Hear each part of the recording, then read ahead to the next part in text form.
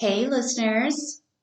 I'm your host, Lauren Osborne, and welcome to Baggage Claim, the podcast where we recognize that everyone has baggage and we like to take a look at our contents, explore them, pick some souvenirs, and then pick what baggage we want to check in. I have a very special guest today, Maikim. Say hello to the people that are listening. Hi, everybody. Welcome to Baggage Claim. How are you today? I'm great. How are you? I'm good. Good. Again, it's September. It's birthday month. It's a vibe. I know. Well, Like- happy early birthday. Thank you. One of the questions I was going to ask is, what's your sign? I'm a Scorpio. Oh, okay. Are you an October Scorpio, November Scorpio? I'm a November, so my birthday is November 20th. Okay. Mm-hmm. All right. Very close to Yeah. Sagittarius, though, right? Yeah. I'm the 23rd. I'm a cusper to Virgo, and I feel the tendencies hard. I feel them hard. So, is this your first podcast? Yeah, it is. Well, congratulations, and also thank you for being a guest on my Oh my gosh, podcast. I feel so honored. As I'm visualizing, it's like growth and somehow getting me to a blend of, I want it to be Oprah, Mm-hmm.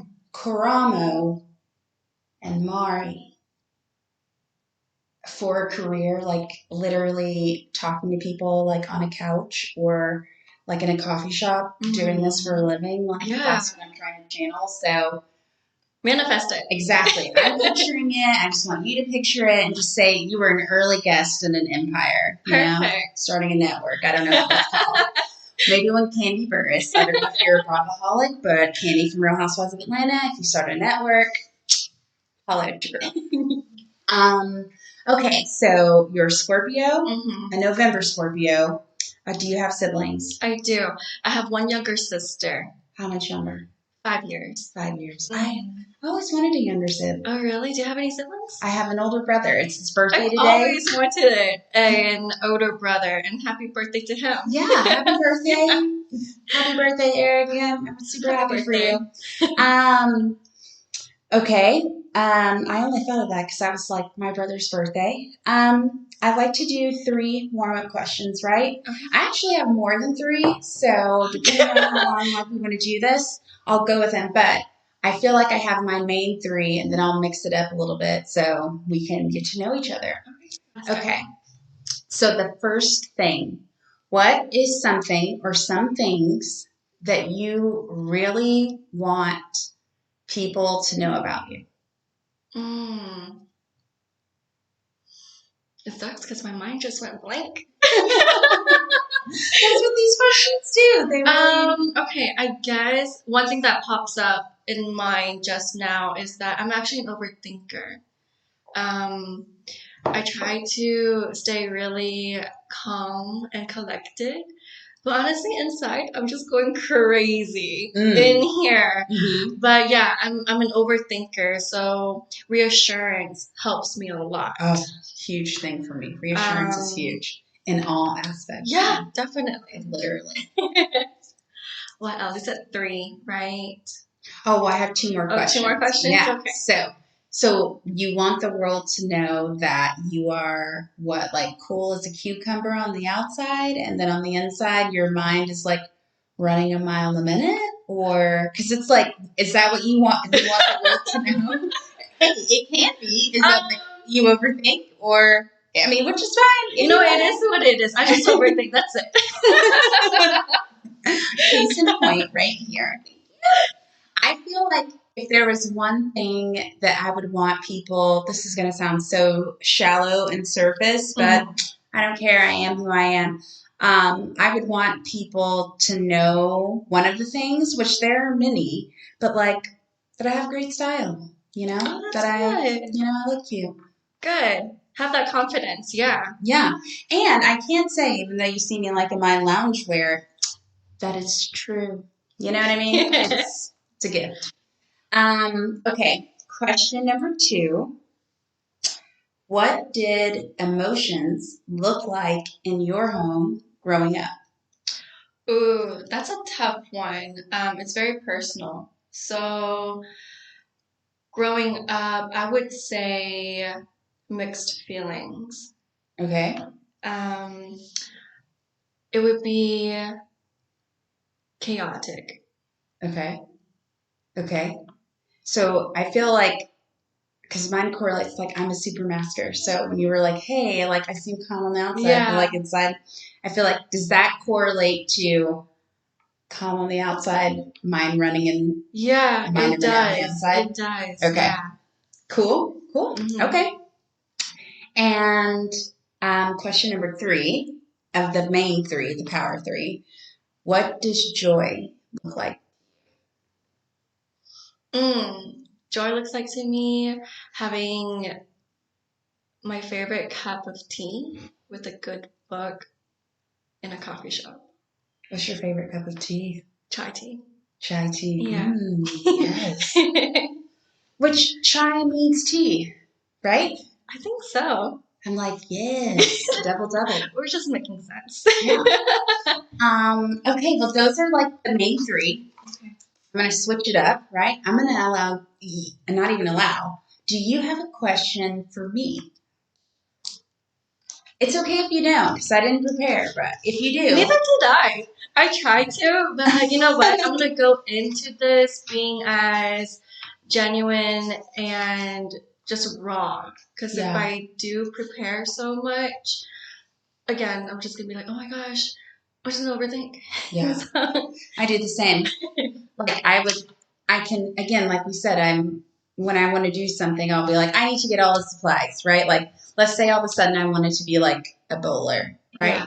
I would be like, okay, well, obviously, I would get all the supplies. Mm-hmm. I would get the bowling shoes. I'd get the bowling bag. I'd have to get the perfect and most highly reviewed, highly rated, weighted bowling ball.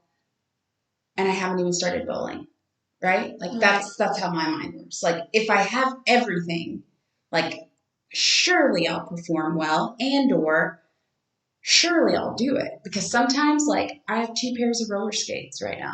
I have my rollerblades, which I'm never going to give up on my inlines. And then during the panorama, which is the nickname for the pandemic, since it's coming back full force, mask up if you can, you guys. I know it seems weird, but or just space, you know, cover your mouth, wash your hands. I was watching all those videos of just like the coolest people that were able to like roller skate. You know what I mean? Like vintage style. They're like dancing. Remember that? Like, I do. So I got a pair of roller skates. I think I've worn them 3 times. They're gonna come back. Well, it's also like I was living in the land of Delulu, right? Like I'm too afraid of falling. Like I feel like gravities, and I feel like the falls, honestly, the more seasoned you get in life, the falls get harder, the harder they fall, as they say. And I just don't want, I remember going roller skating with my cousins and my brother and my aunt, and we were all roller skating, and I'm pretty sure like my brother was almost falling, and he like grabbed onto my aunt for like help. It was still a fun day, but she like broke her wrist or something. I remember that because we ended up at the hospital. So it's just like the harder they fall. Again, so I got all the supplies to skate, but I didn't actually use them. And I feel like sometimes when we are taught to like prepare to be hyper vigilant, it can also slow us down. No, I definitely agree, because then in your mind you're constantly planning, and it can get to a point where, oh my gosh, you want everything to be perfectly planned. Perfectly planned. So when something does come up, you're not prepared for it. I mean, of course, you're going to be so surprised, but you're going to be like, oh my gosh, I did everything that I could, all this planning, and nothing is going the way that you want it to. But you know, life doesn't happen that way. Ever. No. So it's great that you do plan. Good. But you also have to remember to give that space where it's okay if things don't go accordingly. And I feel like sometimes, even though they always say like, don't do it, like it's okay to panic for a minute. It's okay to like flounder. Like we're human beings. So in that moment, Now, I'm not saying go like Regina George, like the burn book at the end, but I am saying like if there's a moment, and I'm maybe not, I don't even know how I'm saying it. I don't think it's like, oh, lose control and just slam doors and just, just lose it. But if you have a moment where you're like, I just got in my car and I just had to like scream out loud and I felt better afterwards. Right. Are you harming anyone? Are you harming yourself? Are you healing yourself a little bit? Not bad. Mm-hmm. And healing like looks different on everybody too. It does. Yeah. I feel like I guess we're always, I don't know. Either you're like shedding and evolving, like getting new skin and shedding old ones, or you're healing wounds or maybe nursing like a muscle you use. So I feel like kind of life is in a multiple stages of healing because I don't know anyone that's like, I'm healed. Yeah. Sounds like you need to be healed. Right? Like, now wait a second. You're healed of everything or what's a bad day look like for you? So right. What did Michael J. Fox say? He said what? Optimism? No. Gratitude breeds optimism. So I feel like the little things, the little wins, I'm really trying to master those. And as my therapist always says, hey, if you're listening, to stay in the present. But that's hard when you're an overthinker. I agree. It's incredibly difficult. I'm like, well, I hear you. But, right? Yeah. But what if? And perhaps, so I feel like that could be kind of a boatload. It is, but you know what? I struggle with that personally, and this is something I've learned with the overthinking, especially when your first thing is to overthink towards something negative. Yes. So turn it around. What if something good happens from that situation? Instead of always going towards the negative side of things. Yeah. It would change on how you approach to basically everything in your life. Mm-hmm. And then you're not always expecting so much. Yeah. And expecting sometimes the worst or I feel like sometimes it's better to like not have the expectation at all. Like sometimes it's like actions, but sometimes it's really like it's the what if with other people. If I have to have a conversation, right? Or I have to bring up something or and I always think, oh my gosh, like what if I say this, if I really like express myself, like how I'm really thinking about the situation and I can do it with kindness. Mm-hmm. That doesn't mean, because when people are like, can I be honest? And then they're an asshole, like it's not necessary. Like you can be honest and still be kind. Mm-hmm. I always would think like, oh my gosh, you're just going to be so upset or upset with myself. If I don't get this episode out, like everything's going to be ruined. And my newest thing is instead of like being like, what if, it's, well, what if? Like, and what happens when that happens? Okay, what if that person's upset? They're upset. So like, be what it. Can I, you know what I mean? Like, what can I do? So like, just stick with what you know, because worrying about things that may not happen. Don't worry, just go do it. Right? And on top of that, you can never control the other person's reaction too, right? I feel like as long as you do everything with like good intentions, basically, no matter how hard the truth is. Well, because they do say the road to hell is paved with good intentions. Because there's also the other side, which is like intention. You did have the intention, but then also there's the impact. Right. So like that's like the reality. Like you could have like the best intentions, but the impact could still be like, trash. Yeah. So I guess what your goal is like try not to be, I guess, harmful. And I guess hopefully go with it. I guess with kindness and authenticity, I guess, be like genuine because there will be an impact, like, no matter what. Like what comes up must come down. No, definitely. Yeah. But sometimes that impact could start off good impact. Yes. Yeah. I was gonna say that because, let's say like your best friend is doing something that you don't fully agree with, right? And you just try to be supportive, but you know you can't anymore because it's not doing any good. It's more harm than good. And you can try to say it in the most kindest, respectful manner. And she probably won't take it as well as you thought she would. But over time, she'll remember what you said, and it could turn from a bad impact into a good one. Like, depending on what's going on in their life, but just know that if you're always doing everything with your good heart and being honest, the truth will not always be like good to the other person, right? You can't control how they react. And what's that saying? The truth hurts or something? Well, oh well. It's the truth. It's the truth. But it could be like the truth hurts. I mean, I feel like sometimes it's not. I feel like it can be sobering, right? I think it could be, it can be honest, right? And it can be hurtful. I think though, at the same time, especially if you're like coming at it like from a good heart, it's like, okay, but I think you have to come from it from a good place, and then that same place, I'm like, you don't know how they're going to receive it. I feel like the same energy you've got to also give to yourself.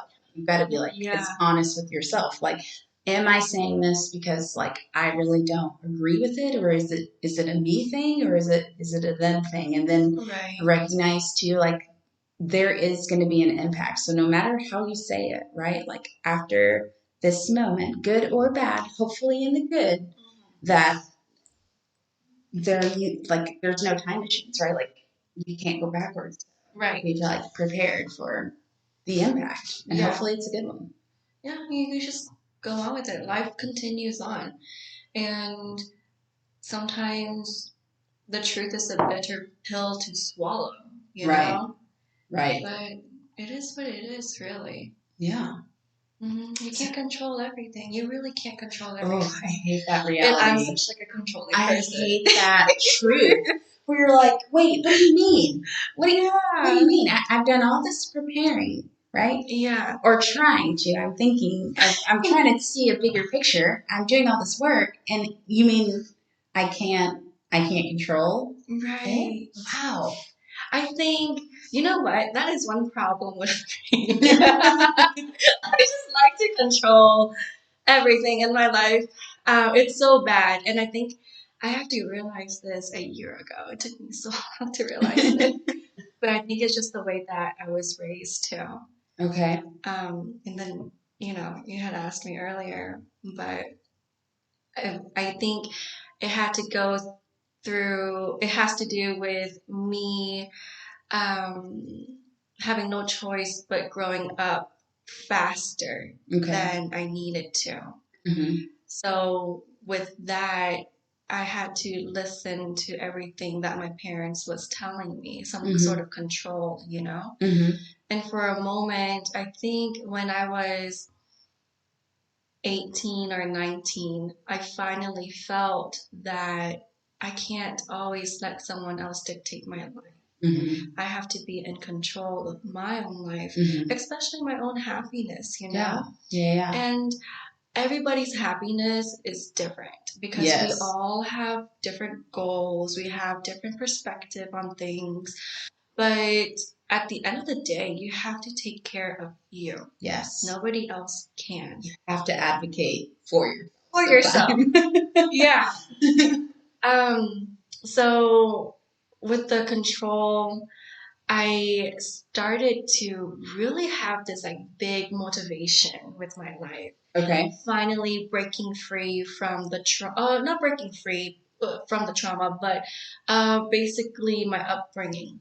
I had like a light bulb moment that took me into a very dark place in my life. I think that lasted for at least 3 or 4 years, very isolated. So before you continue, what are the dynamics with your parents now? Do y'all get along? Unfortunately, no. Okay. It's just due to religious reasons. Okay. We're not in the same faith anymore. Okay. So that's a really big conflict. Interesting. Yeah, so that's Okay. a huge reason why I needed to leave home. I didn't have a choice at that time.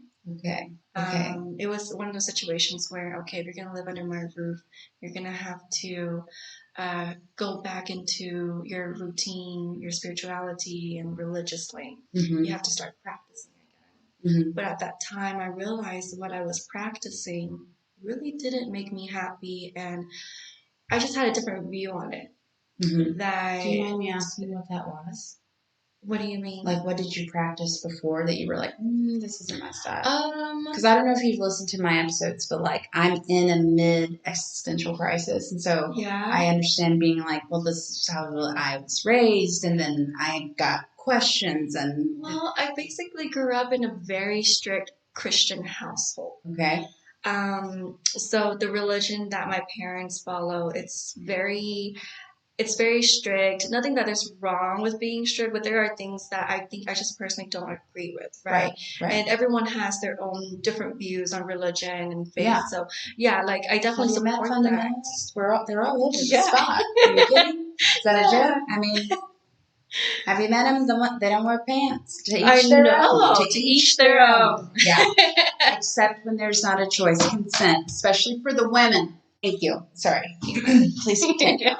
I'm a former Jehovah's Witness, so holy shit! My parents are Jehovah's Witnesses. Makes a lot of sense. I was wondering. I was like, there's something that you're not saying. I felt something that I was like, I'm gonna cry. When you were like, no, our views are different, and I'm trying to. It's like hang in there, but how you describe like that level of separation, I was like, man, it sounds like my family. So, oh my gosh, guys, you have no idea. Oh my gosh. So that's how I was like raised for like the first half of my life. Hello, field service. Like, oh my god. I don't know. My God, this just kind of opened me up. So I feel like there's a deeper sense of understanding. There is. It's very insular, so I don't even think it's pretty shocking. I'm shocked actually. Like, so my dad's side of the family, all J-dubs. Literally. Yeah. And your mom? My mom got excommunicated. It was actually one of like the most traumatic things I actually went through. Like as a kid, I actually watched her being shunned. That's what happened with me. And I couldn't understand. At first, I was too young to like really understand it or like grasp how that made me feel. I didn't actually. I just did what I was supposed to, right? Because you're supposed to be. You just are obedient. That's what you're supposed to be. No idea how like in awe and light that I feel because now you actually can understand. It's so hard. It's so hard to find people to understand my background personally, unless you come from the same background. Exactly. And I remember, when I do have to explain it to people, they're like, what? You know what I've been doing? I'm like, you know what? Watch this documentary about all of this, and then you understand. And then we can talk after we watch Shiny Happy People style. Oh my gosh. There's this documentary on Jehovah's Witnesses, actually. It's on Amazon Prime, and I think it's one of them is called Bearing Witness, where it talks about the different roles, of the congregation and the religion. But there's another one. I am trying to remember it, but it goes. I think it's English. And it goes in depth where there is this girl. Basically, it's a single mom with two young daughters. One is like in her, she was 18. And then her older sister, I think, was in her early 20s. So long story short, the older daughter was in the community and everything, but she went to college, which was also looked frowned upon because that's not. They do not encourage. They're like, we need carpenters, we need plumbers, we need builders, and women, don't you try to get an education. Stop playing yourself. No, for real. Ugh. So this girl, she went to college and she basically had a boyfriend out of the community, and she got pregnant. So the whole movie goes in depth of how the son starts, and it goes really deep on how the mom treats her oldest, and then her youngest too. So watching this movie, it's coming from the narrative of the younger sister in hopes of her older sister coming back to the truth. But I'm not gonna speak too much because it's gonna probably spoiler alert. But it's a really, really great movie if you haven't seen it, and anyone else that's going through the same thing, I definitely recommend it. I'll need to text you once I get the name. Please do. But Bearing Witness is a really great documentary on Amazon if you are interested in watching that. So I'm doing an episode. It might be too fresh for you to say it, but I'm doing an episode on cults. That's what I call it, girl. And I have so technically I'm still on the records, right? Which is crazy, right? Were you ever baptized? Gosh, which congregation? Wait. So I was in Oklahoma. You were where? In Oklahoma. Oklahoma? Okay. Mm-hmm. Okay. Were you in the English? English. Okay. Yeah. Okay. Yeah. I mean, the watchtower was watchtowering. And, but it's funny because I'm doing an episode on cults because I don't know if you listened to my Lizzo episode, but Sierra, who did the show with me, she is also a fellow ex. You know what we need to do? We need to get a whole group of guys, ex-JWs, and do a podcast about it. This has been on my mind, and it's just really important for people like us who understand the struggles of this outside world, as they call it. And girl, it is, oh my gosh, yeah. It goes to the controlling. Yeah. It goes back to controlling. So did you ever feel like, because I remember kind of discussing this with Sierra, I did feel like for a long time, and I have to say, this did last me, like through my mid-20s, like I took direction, right? Like I did what was asked. Like I did kind of, it was almost like suggested, like, well, you should do this. Like I didn't pick my college, I'm going to be honest. I didn't pick my first major. So finally having to like make decisions for myself, like finding this independence, advocating for myself, and then still questioning kind of myself, being like, who's going to tell me? Like, I've done this. Like, who's going to say good job or that was not a good job? You're so used to someone telling you everything. Oh my gosh. That's my life. So when it comes back to controlling, now I can like speak freely in a way because she understands growing up with our background. So it is rigid, y'all. Like it doesn't. I don't know how to describe this like level of intensity. Right. But let me say something though. Yeah. We're not shaming you if you are, it just didn't work out for us. Yeah. And that's it. Like that, I know some people who are in it and, I support them in a way where it's like, I'm so glad that you found your happy place with God. And that you're just doing everything to embrace it, learning about him, and just living your life for him. I think that's very beautiful because I'm currently in this new journey of doing that as well. But for me, there's just a lot of trauma. A lot. And that's what I'm actually still going through. So it's been almost 10 years for me since I've been out. So basically, I think whenever I was like 18 or 19, I had stopped practicing for almost a year. And then my dad, he was like, you know what? You have the end of the week, which is like 4 days left. Either if you continue to stay in this house, you need to go back to practice. And at this moment, I was questioning things. And you're not allowed to question. Right. You guys, the internet is discouraged, and I just want to say I feel and I'm talking about in 2023, and we'll take it back 10 years, in 2013, and we'll take it 10 years more, 2003. The internet is not encouraged. In fact, it's discouraged. Please continue. Okay. So I didn't So at this time, I didn't Google anything, but I knew there was something, there was that light bulb moment. I remember I was in the congregation, I was in the Spanish congregation this time, and I was just listening to what was being talked about. And I was just like, this just doesn't add up. This just doesn't add up. And then the math isn't mathing, you guys. And it took me into a very dark hole.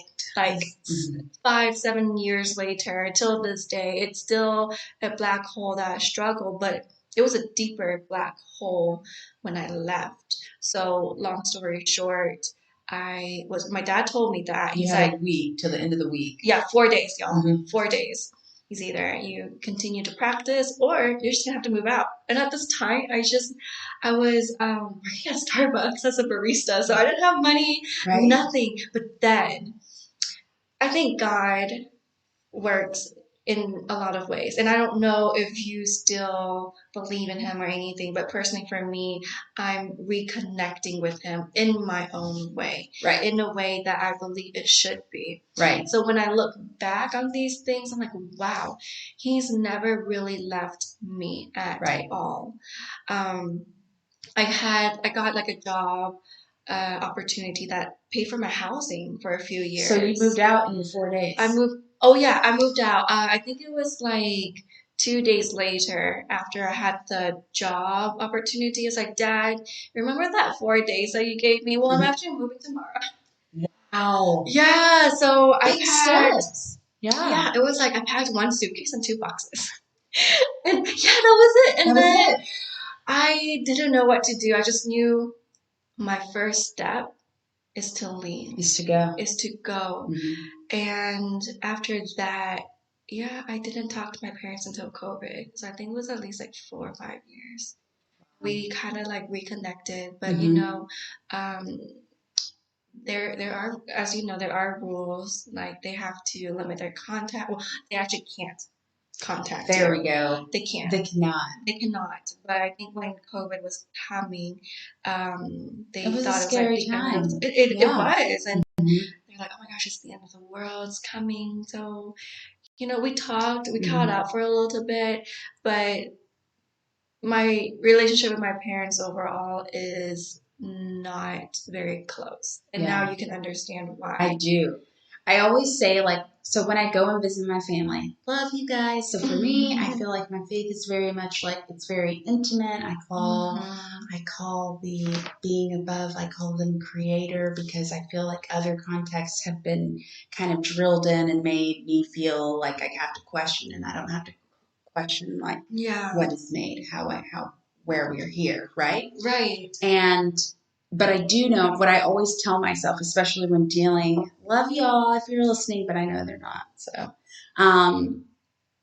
is like, I can go to my grandma's house. I have to start putting timers on my watch, right?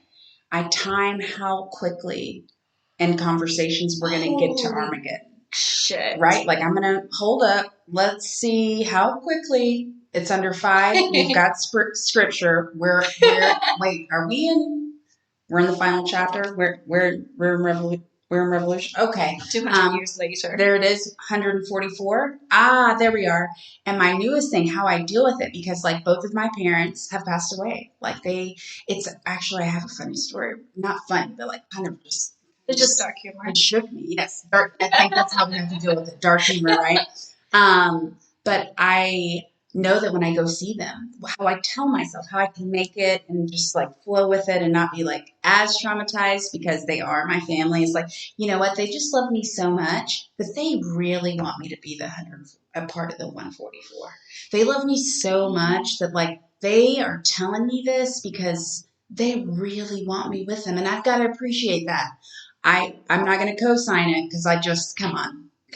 How many people, how many billions are on this planet? But what I am going to accept is that I recognize that this is in your heart. This is in your gut. This is how you feel. And I feel like what you're coming to me is not out of now, especially like my grandma, my aunts is like, no, you want me to be with you when this time comes. And thank you. I love you too. And if that's your love letter to me, I'll take it. But all right, let's end this combo, but let's talk about something else. And that's how I have to do it.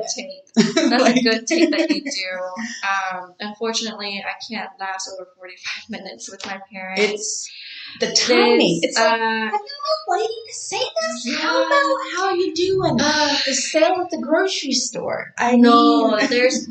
And that makes me sad. That's actually a difficult thing that I go through, especially now that I'm getting older. Mm-hmm. I'm valuing family even more, and it makes me extremely sad that I will never be able to have that with my own parents because they've made it clearly and they remind me every time of what side and what choice they've decided, even against their own blood. But I can't be mad at them. You know, everybody has their own way of living. And I learned that I think it took me 6 years to finally accept that. I have to accept my parents are how they am. I love them to death. But there is something that we can never overcome together. And if this is the best of my parents, I'm just going to have to deal with it. It makes me sad.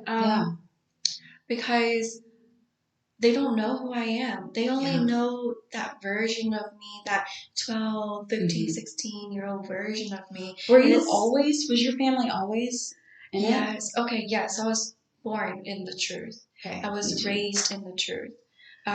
So basically my parents, they went to the Vietnamese and I went to the Vietnamese until I think I was around 16. I joined the Spanish. I had a really great love for the Spanish community. I learned Spanish and everything. But you know, I'll say this, no matter how much trauma that I have, I do value a few things that made me who I am today. You know, it's very hard to let go of everything. There are things I miss. Like I always say this. I say this to like my therapist all the time. I feel like there's something, and maybe if society was more like this, I think I wouldn't miss it so much. And that was like growing up. We were of a collective. Like they were all I knew. Like this society of this regular people. Like but these were like my people. Like it was a small community, but it was like our community.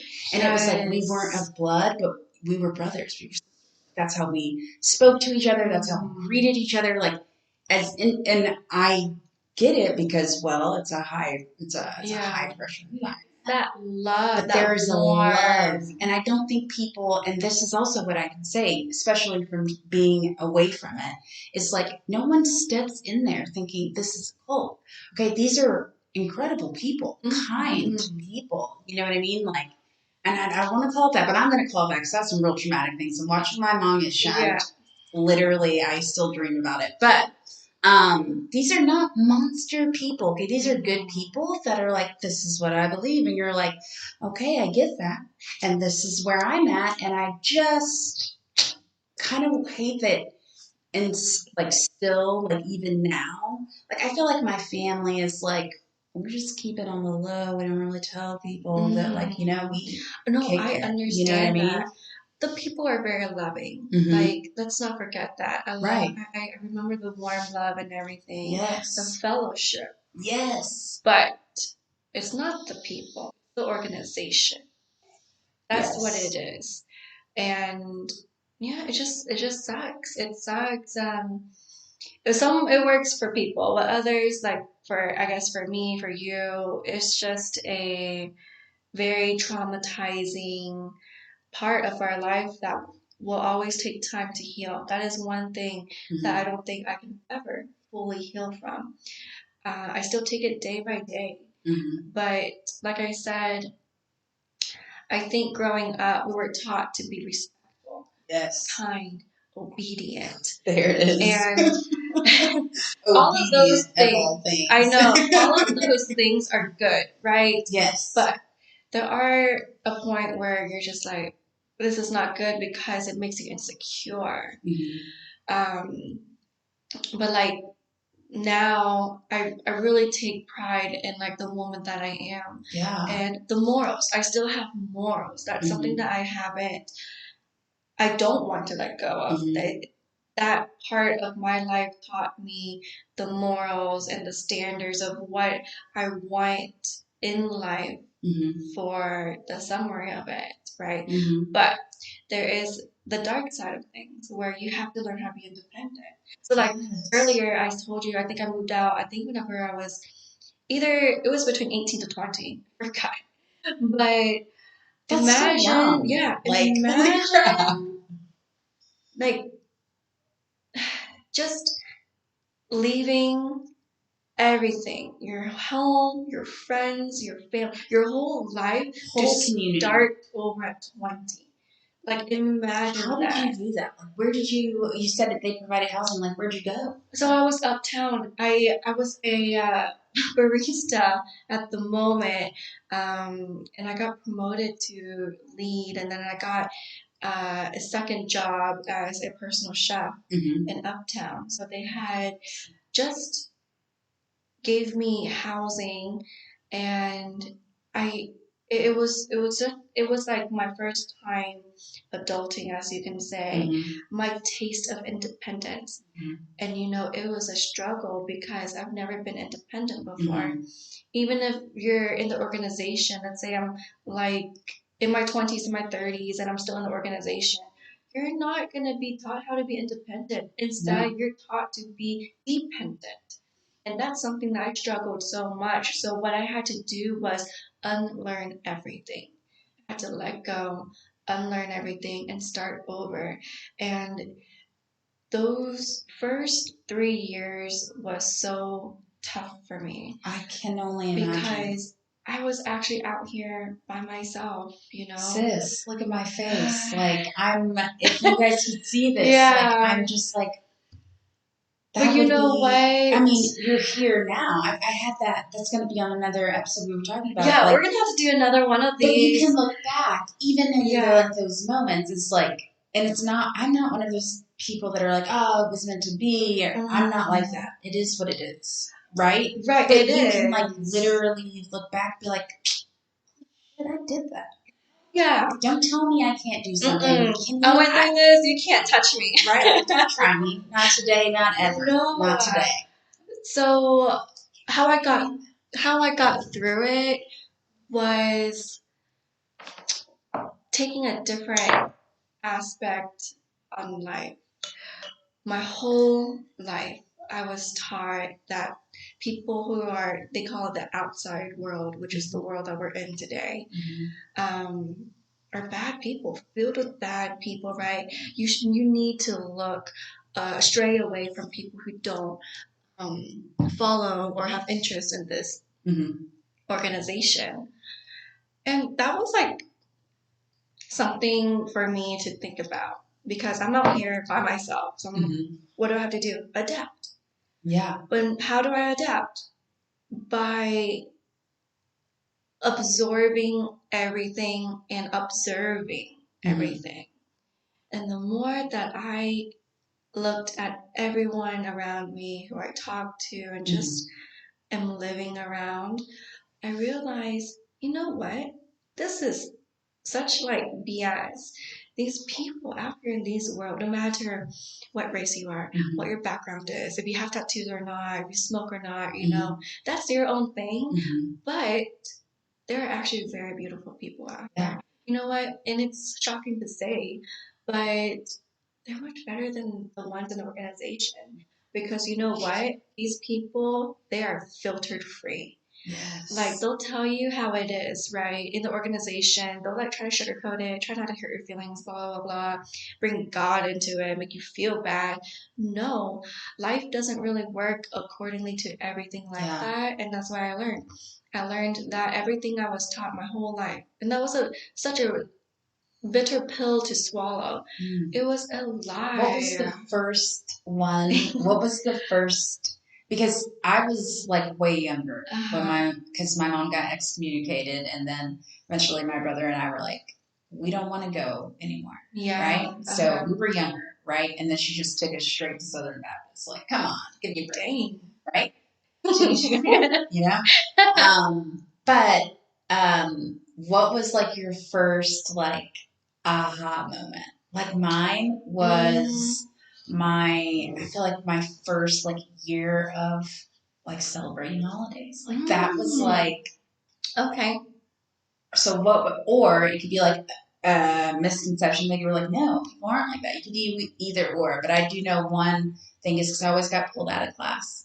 Right? Like, were you that yes, kid? I had to spend my holidays in the library. With the librarian. I think she felt so bad for me. I remember. You were not alone. Like, being pulled from the classroom. Like, so that was like a big deal for me. Like, for the holidays? Like, yeah. I think my aha moment was the people that I worked with during that time. I never felt like they were judging me. So I have like a skin condition, psoriasis, and during that time, I had a full body flare up. And that made me very insecure because obviously you can see it. Basically, like a walking tomato. Like it was really bad, and that made me very insecure. And in the organization, it was pushed down my throat. Like, don't worry, God's gonna take care of this in the new world. One day, all this will be gone. And like that's a lot of hope that I had. I'm like, good. I had confidence in that. But then that did not help me in the real world. But my aha moment was the people that I worked with. First of all, they didn't judge me. Second of all, they were just really good people. Yeah. They had taught me how to just be more, just grow more actually. And for the longest, when I was in the organization at this job, I found myself judging them because they weren't in the organization. And then when I left because I was all by myself, it was different. I started to take a step back and look at everyone that I spend most of my days. Like why did I used to feel this way? When all they are just actually good people who want to make me like my better self at work, which actually helped me grow up into an adult and just be me. I think that was my aha moment, realizing people aren't as bad as they made people look or sound they are. No. Yeah. Yeah. I'm still so happy that this came out. Like it kind of like changes everything. Yeah. Yeah. I feel I can tell like your like tensity, like kind of like relaxed. Like I really have no understand. idea because recently I've been going through a lot in life. And I think the organization is something always in the back of my head. It's like a luggage. It's my baggage. It's your baggage. That I'm going to have to bring with me everywhere. And hopefully choose what you carry. I know. So I was going to say, hopefully it'll be like it'll transition from a big suitcase to like a carry-on. Well, I could say that like I am totally like impressed. Really? Like you completely impressed me because I feel like me kind of finding myself in a place where I felt like I had to start over and I was kind of like alone. Well, that happened honestly in like the past 5 years. And so at least I could have at least been like, okay, well, I'm in like my 30s. Like I'm like semi got it together. I can't imagine. And also can imagine because you're here now, like what it would take to do that so young, so you know what I mean? And to literally step into a world like we lived in the same world, y'all, but it was a world unknown, right? Like it's and you have like the best energy and I mean you did it, you know what I mean? And I feel like it's like I gotta like love you from afar. I really understand that because like all of my like dad's side of the family, except for like there's like 3 of us, and we're like, what up? We Shout still out to y'all. right? Like, you know how like they celebrate Christmas, they do like a dinner on the Yeah. 27th or the 26th, like now on the day, like, you know what I mean? Y'all, it's still the same, okay? Just different date, same thing. It's the You can same. try to like, oh yeah, it's not Christmas, okay? But it sounds like y'all are still gathered here having seasonal foods. Right. I see a little decor, a little bit, and I do think that's because it does bring like a joy. You know, it's a fun thing. I think feeling, especially coming up, I think really for me, because I was still in like my adolescence, but like in the younger years, like the understanding and realization that in that environment, like you actually are suppressing, okay? Because like there's not really Sunday school, dude. Children are sitting in there and they're boring services. Said what I said, okay? Being obedient, well behaved, polite. Like again, I said, like my listeners know, like I'm an ADHD kid. That is difficult. So you're like literally taught very young to not really be kind of who you are, like kind of press things in. Right? So then being able to actually realize like you don't really have to, and continuously as you like grow and heal, realize like it can be bigger and bigger and bigger. I feel like honestly it's never too much for, you know, the people that are meant to be. No, You know? seriously. And that's what happened later on. And that's part of my journey basically. It was, God, it was so hard. And sometimes these days are hard too, but when I do like self-reflection, I am proud of where I am now and what I had to overcome. I had to overcome so many things, so many hardships by myself. And yeah, it's just, I think the way that I took life was more seriously in the way that I needed to, as in, besides adapting to everything, I had to find love. And that is something that I still struggle to this day. The love that we had in the organization was very conditional. Hell yeah, it was so conditional, and I was so used to that because even my parents' love is very conditional, and that hurts a lot. It hurts. So I went through so many years of trying to figure out what love is, and unfortunately, I found it in the wrong people, wrong places, trying to search for that. Yeah. And it's just like, I believe all of us have God in us, but the way that we get about it is different, and that's okay. Yeah. Like recently, I'm on this journey with God, and when I left, I put God away. I spent the first 5 years like not wanting to open the Bible, nothing religiously, because it left a really like just big baggage on me, like super big, and I know we understand on how it feels. It just took a toll. It took a toll. Yeah. Then yeah. One day I was talking to a friend who has the same background. He left too, and we, in a way, we kind of grew up together in our teenage years. So it was great to have someone else outside that is still my friend, right? He was telling me about his struggles, and we were catching up, and then he was just telling me, you know, you should watch this guy on YouTube. I forgot what his name is. I wish I can remember. Because once I do this, I'm in a dark hole. But I realized, wow, there are so many people, so many of us out here that understands what I'm feeling. Yeah. So for the first time in my whole life, I think this is the 4th year, I started to do my own research. I allowed myself to do research. And then in a way, I woke up a little bit more. And I realized, 1, I'm not alone. 2, this is, and 3, it is so unfair. So the more that I did research, it was just like this intense hole that I was in. It was like a black hole, right? And they are right. Don't research about them because you're gonna find out the truth. No wonder they say, hey, don't go on that internet. For real.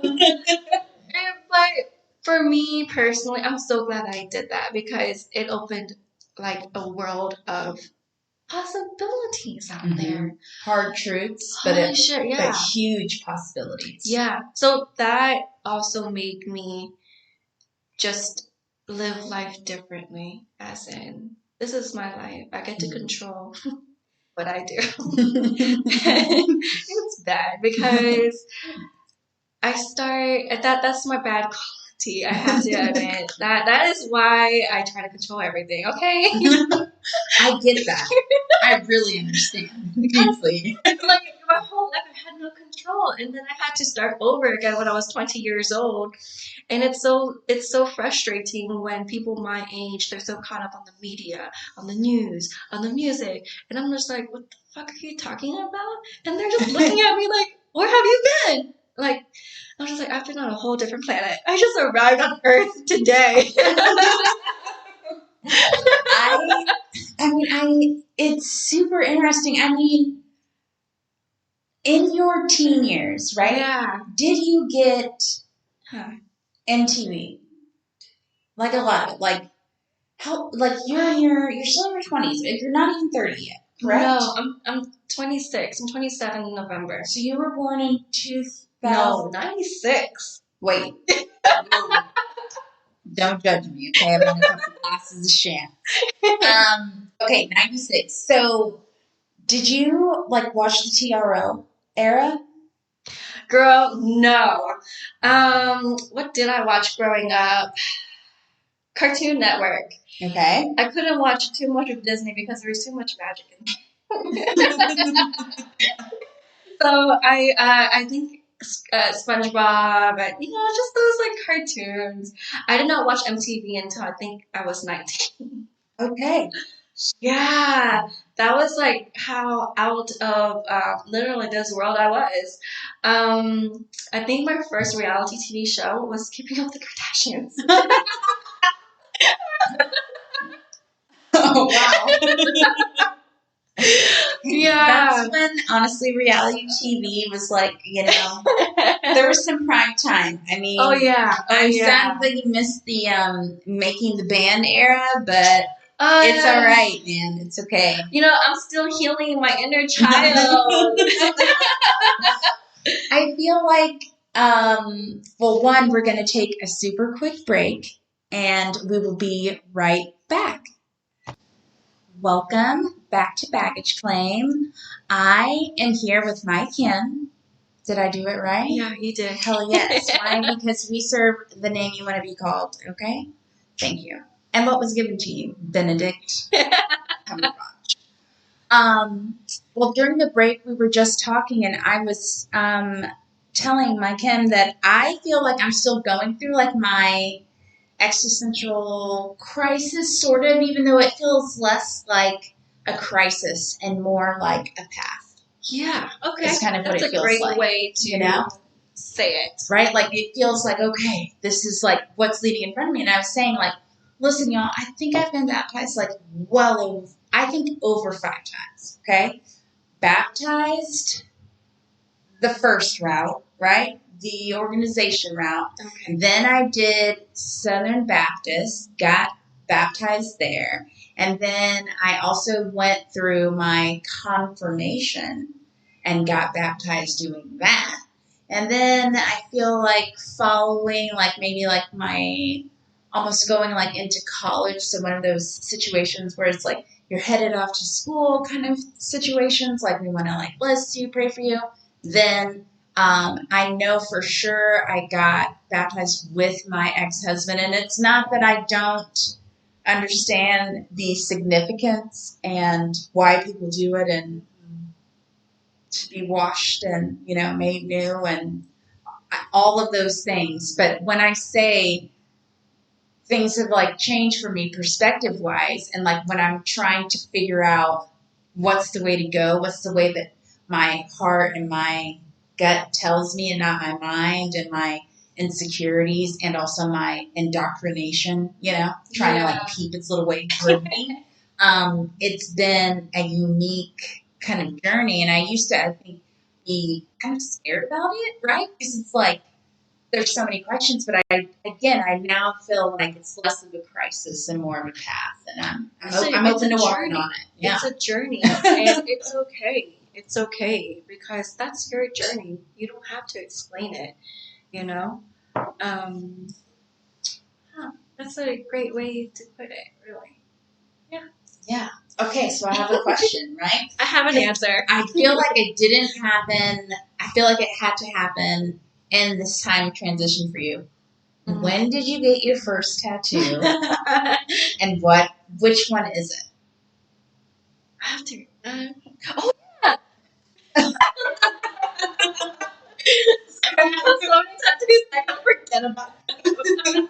So I have a butterfly on my left wrist. Mm-hmm. This was my first tattoo. Oh my God. I was doing this, I think it was on Friday the 13th. I think 5 years ago. Probably around 4 years ago. At this time, my best friend, who is someone I love, like she really impacted my life on who I am today as well. A soulmate, because I feel like your friends, the ones that you're like, wow, it's almost like we're connected, we were bound. I love her. She's my ride or die. Yeah. And she has tattoos. So when I first met my best friend, she has so many tattoos, and I was like, wow, there's a lot to take in. But she's like the best person that I know. And she was telling me about the Friday the 13th. It's basically throughout the year, whichever Friday is the 13th, literally all of the tattoo shops, they have like $13 tattoos. No way. Hell yeah. I never knew that. Yeah, it's 13, but it's plus 10 for the tip. So you're looking like a $23 tattoo. And you can pick your own, or they have their own that you can pick from too. But they're small, like they're this size. They're like 1 by 1 or 2 inches. And I decided that I want a butterfly. One, I love butterflies. Two, to me, they just mean like a new life. Like they're evolving. Yeah. And I find that really beautiful. So that is my first tattoo. We got it together. She got a different tattoo. I can't remember which one she had. But during that time, we had our friend group, 6 of us actually, all went together to this shop, and we all just got one. So that was my first tattoo. That's awesome. Yeah. I feel like that's a little liberating too. Like 5 years ago, so that's like half a decade. Yeah. You made it halfway through, and you were like, "It's time." And you know what? One tattoo leads to another. Like once you start, you cannot stop. Okay, how many tattoos do you think you have? Like that you have? I think I have 8, but everything you see is what I have. Okay, cool.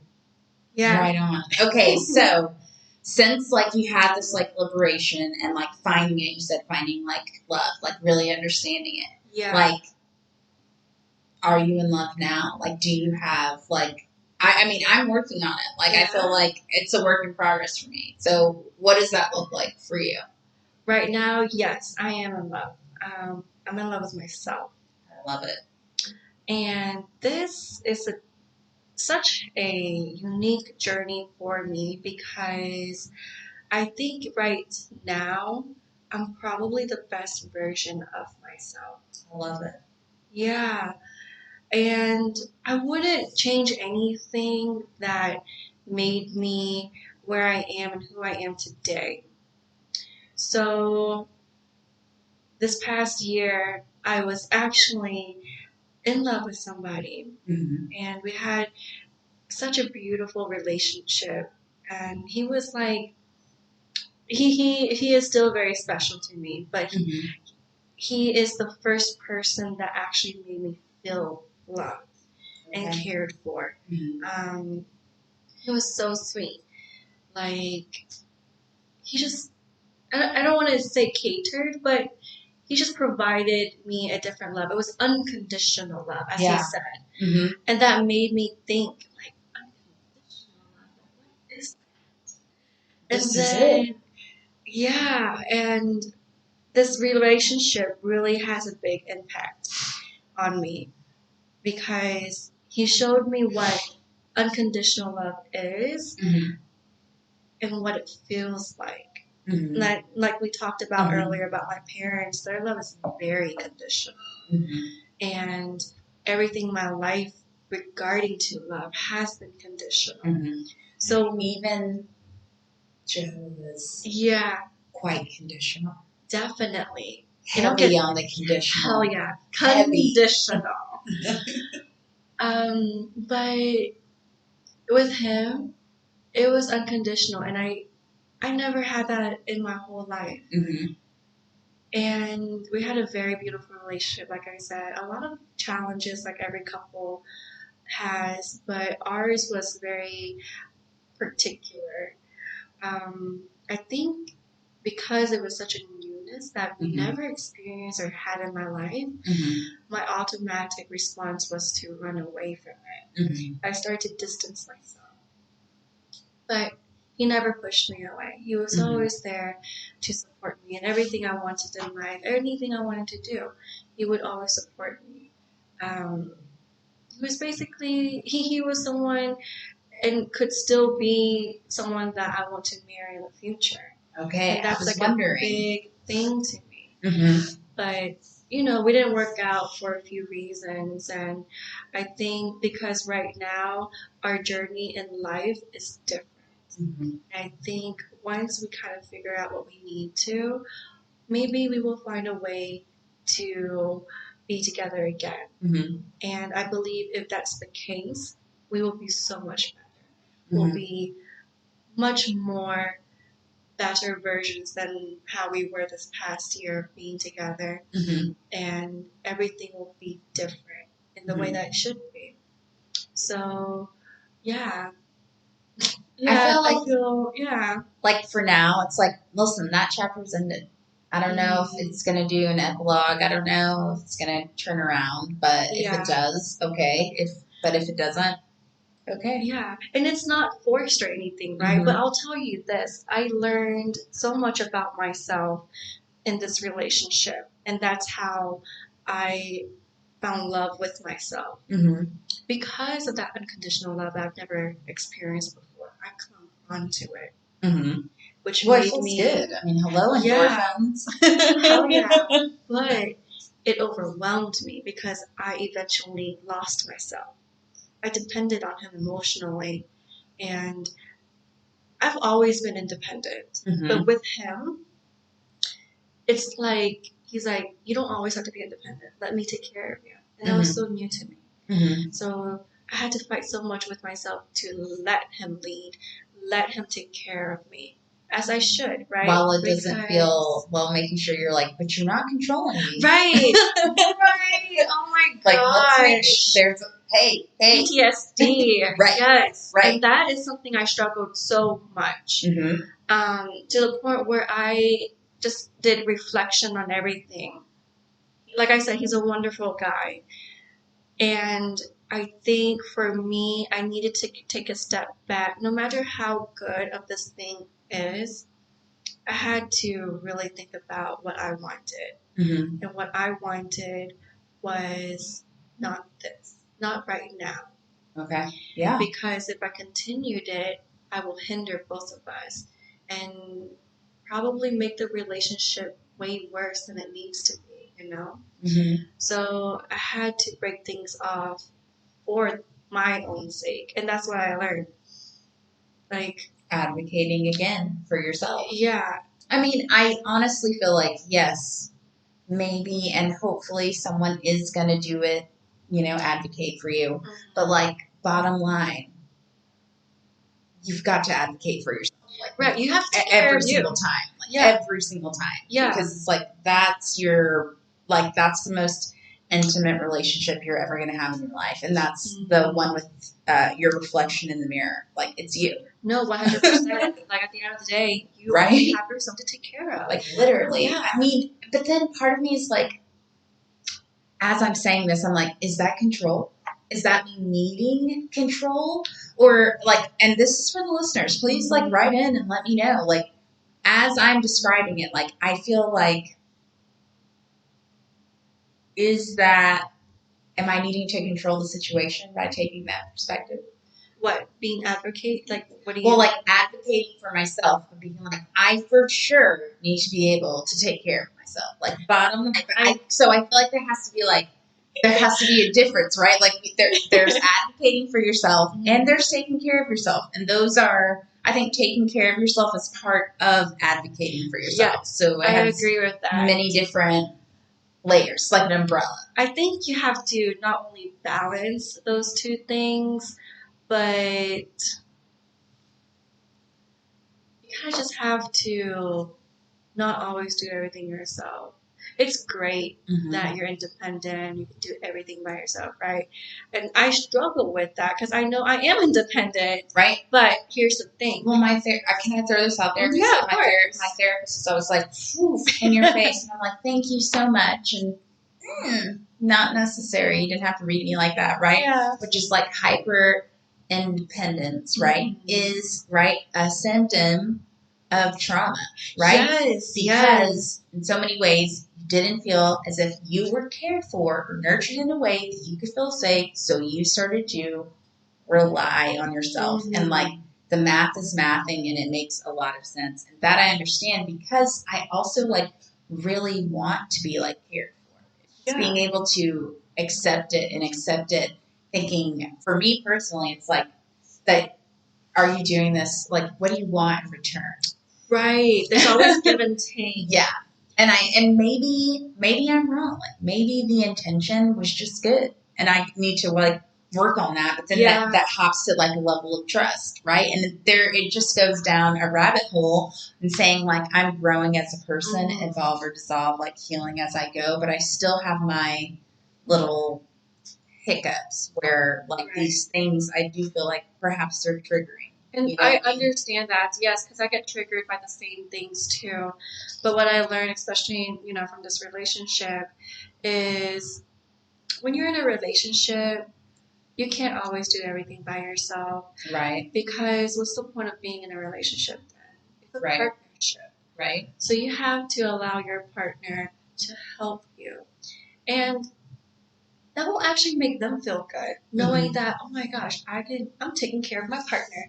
I'm making her or him feel good. That's so important. And I think it's just boundaries. Like, you have to know where you stand in the relationship. And because if you can do everything by yourself, like, what is your partner going to do for you to you? You're there to build something together. And if you're not on that journey together, obviously it's not going to work. But that's how I take of it. I take of it, when you're entering a relationship, it becomes a partnership. So it's no longer everything is about you anymore. It's about you and your other person. No, and I always say this. I talk to my coworker every day, and I'm like, honestly, here's the thing. I was a serial monogamist for a long time. I have been married. I am now a divorcee. I've got 2 4-legged kiddos, 2 dogs. And for me, honestly, literally, I could, 2020, whirlwind, but I can say, especially being like single again and like being like me and my dogs, it's like I had to all of a sudden, because I'm a recovering people pleaser, right? Like performing, right? Because I feel like, well, if I'm doing well, like they'll be kind to me, they'll love me, you know what I mean? Actually, that's not it. Like, you could be doing a poor job, they might treat you the same. Like, that's the reality, and that's therapy. I recommend for everyone. But I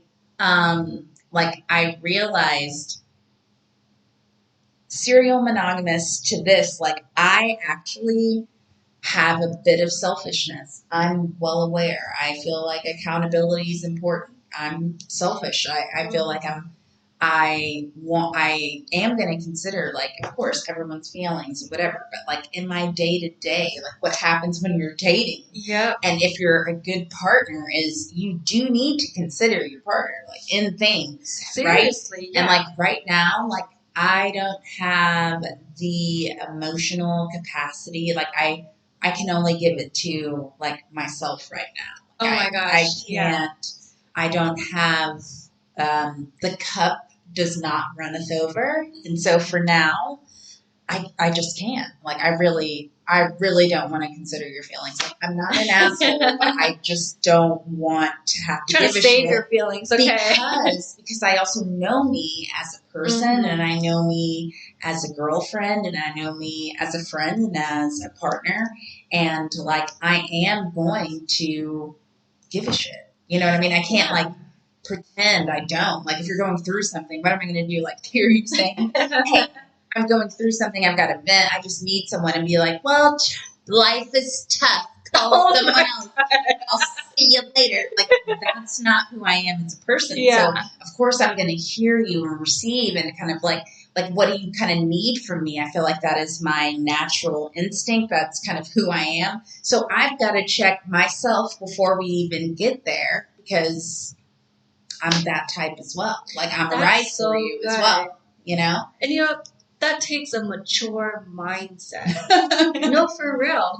People are over here jumping from one relationship to another because that's what they're used to. Or people go into a relationship because they're lonely or they need to depend you on something, finances, emotions, anything like that. But if you are not well taken care of yourself by yourself first, how can you be a good partner? What can you bring to the table? Tell me, do you watch RuPaul's Drag Race? No, I don't. Listen, you should. It's on, if you have Paramount Plus, you can stream it. Listen, she says, if you can't love yourself, how the hell are you going to love somebody else? She says it every episode, and it is the truth. Yeah, very true. Like, you can't fill a cup with an empty glass, and so it's like, I do, like, honestly, I do want my dress blown up. Like, I want that moment. I want to feel honestly secure with this other person, you know, fulfilled with this other person. Like, but they aren't my fulfillment. Like, you know what I mean? I think that there can be like a beautiful blend of both, but I think patience comes a long way. And like, y'all, you just gotta be, honestly, the streets are tragic. Oh, yeah. You've got to be like totally fine doing it solo dolo. And I don't know, literally, when you look back for all the listeners and us 5 years ago, 10 years ago, 15 years ago, mistakes and all, you should still be able to give yourself a pat on the back.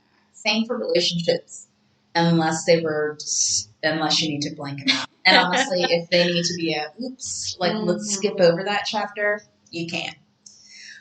We're going to take a quick break, and then we're going to finish up with what we're checking in and what we're bringing for souvenirs. As always, thank you for listening to Baggage Claim, and we will be right back. Hey listeners, welcome back to Baggage Claim. I'm your host, Lauren Osborne, and I'm here with my Kim. It has been such a pleasure chatting with you tonight. Like, definitely. This is only part one. As you know, I literally always love having repeat guests. Again, always check the episode notes. The website is on there. If you ever want to submit your own baggage or be a guest, please hop on the website, click it, give your information. I will reach out to you. And also there's a subreddit community. So if you want to drop a story or whatever there, we would love to chat. But before we leave, we're going to do our souvenirs and our baggage that we are checking in for this episode, which we covered a lot. So we did. Can you go first? Yes. Okay, so I think that this episode, I think the baggage that I am checking in is it's going to be control. Like literally, I know it's an everyday struggle, so I'm putting this in as a reminder that, it's almost like serenity prayer, grant me the serenity to accept the things I cannot change, the courage to change the things I can, and the wisdom to know the difference. And some things are out of my hands. So that's what I'm checking in. The need to feel like I can manipulate or almost like construct how things are going to go, because life is going to life. And I think the souvenir would be kind of recognizing the beauty of the light bulb when they happen to you, when you're like, when it's a wake up call, and it could be a sobering one, but it's always kind of an enlightening one, because you look back and you're like, man, it was so dim before. It's so much brighter now. So I would take that as my souvenir. Okay, nice. Yeah. Let's see, my baggage. I think my baggage would be the past, to leave the past in the past. Right. And there's nothing that I can really control about it. Right? Like we can't change it. Yeah. And all I can do is just take what has happened and just move on with it gracefully. Yeah.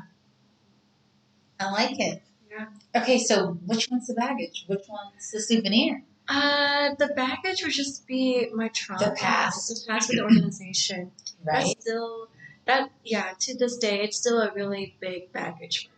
And I need to understand that it will always be part of me. Mm-hmm. And that I just need to accept it fully. Right. I mean, honestly, I always think especially when it's like you didn't even choose it. Mm-hmm. Like it was literally kind of chosen for you. Yeah, truly. Yeah, definitely. So it's like,